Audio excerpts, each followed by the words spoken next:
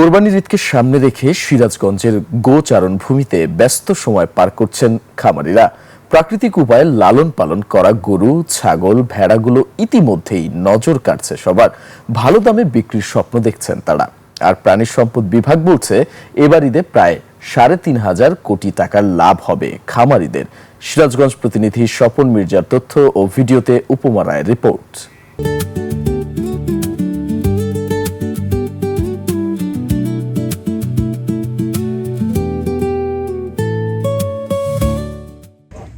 যমুনা পাড়ের চরাঞ্চল, সবুজ ঘাসে ভরা বিস্তীর্ণ মাঠ, আর সেই মাঠ জুড়ে দেশি বিদেশি জাতের হৃষ্টপুষ্ট গরুর দল। কোরবানির ঈদ ঘিরে যেন প্রাণ ফিরে পেয়েছে সিরাজগঞ্জের গ্রামগুলো।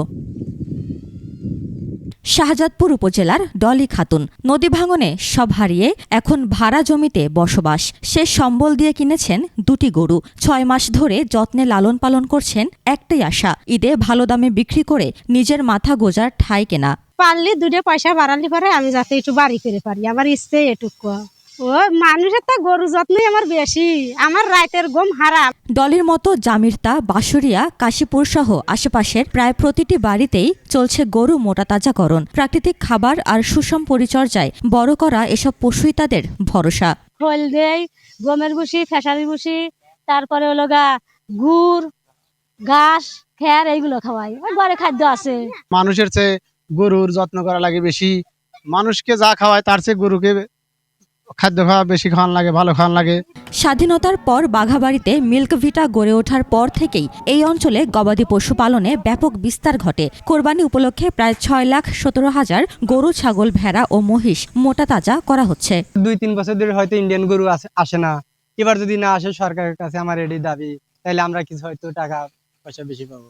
আমরা যে খামারি, কিন্তু আমরা যা পাল্টাছি তাতে আমাদের তো লাভের কোনো সংখ্যা দেখতেছি না। তবে ন্যায্য দাম নিশ্চিতে সীমান্ত দিয়ে ভারতীয় পশুর অবৈধ প্রবেশ ঠেকানোর দাবি জানিয়েছেন স্থানীয় ব্যবসায়ীরা। কোরবানি ঈদকে ঘিরে ভারত থেকে বিগত কয়েক বছর থেকে গরু আসে না। তো এইবারও এইটা কঠোর হস্তে দমন করার জন্য সরকারের কাছে একটা আবেদন থাকলো। প্রাণী সম্পদ বিভাগ বলছে ঈদকে কেন্দ্র করে প্রায় 3,500 কোটি টাকার লেনদেন হবে। 17,723টার মতো আমরা এ পর্যন্ত কোরবানির জন্য গরু প্রস্তুত করে রেখেছি এবং মোট 16,057টা খামারের মাধ্যমে, এবং প্রান্তিক পর্যায়ে যারা 1টা 2টা এইভাবে করে তারাও সংখ্যায় খামারের সংখ্যার মধ্যে ইনক্লুড নেয় ওনারা। খামারিদের আশা, পরিশ্রমের ন্যায্য মূল্য পেলে কোরবানির এই ঈদই বদলে দিতে পারে তাদের জীবনযাত্রা। উপমা রায়, ডেস্ক রিপোর্ট, 21 টেলিভিশন।